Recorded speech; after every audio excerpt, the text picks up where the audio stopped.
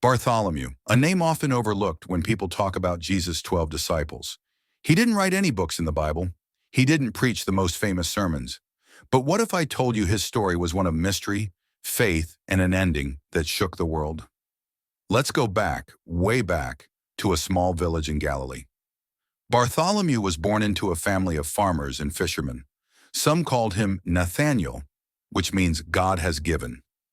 He was a man of deep thought, someone who spent hours studying the scriptures, searching for the truth. He longed for the coming of the Messiah, but never expected the truth to come looking for him. One day his good friend Philip ran up to him, breathless with excitement.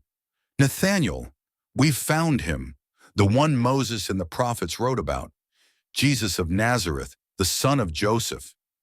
Bartholomew frowned. Nazareth? That tiny, unimportant town? It wasn't known for producing prophets, let alone the Messiah. He scoffed. "Can anything good come out of Nazareth?"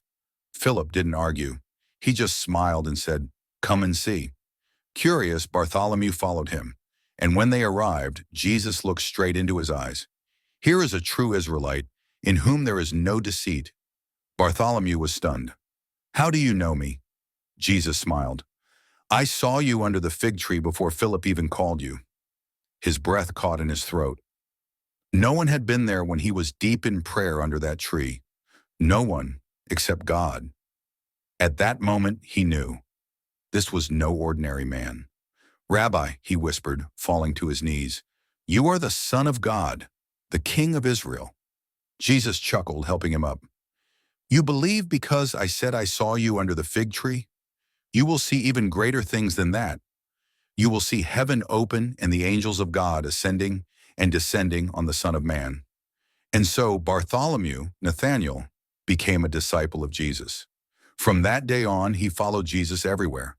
He saw miracles that defied nature, blind men seeing, storms silenced, thousands fed with a boy's lunch. He heard teachings that shook the world. He watched as Jesus healed the sick, loved the sinners, and challenged the proud.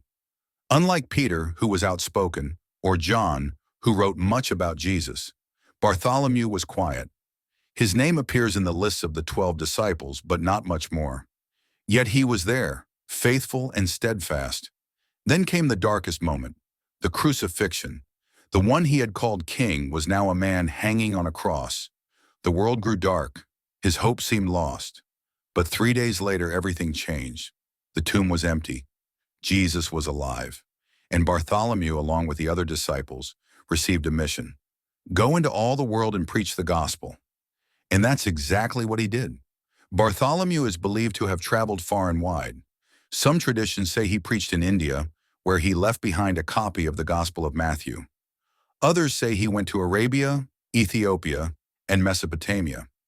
Most strongly, early church writings claim he spread the gospel in Armenia, where he converted the king, Ptolemyus. This angered the king's brother, who saw Christianity as a threat. Bartholomew was captured. His punishment was brutal. According to tradition, he was flayed alive, his skin peeled from his body. Then he was either beheaded or crucified upside down. Despite his gruesome death, his legacy lived on.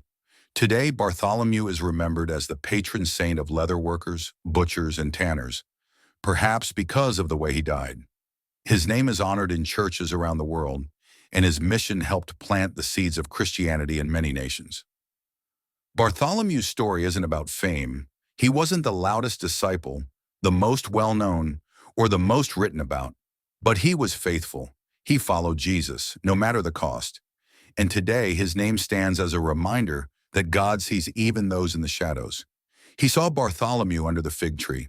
He saw his doubts, his questions, his faith, and he sees you too.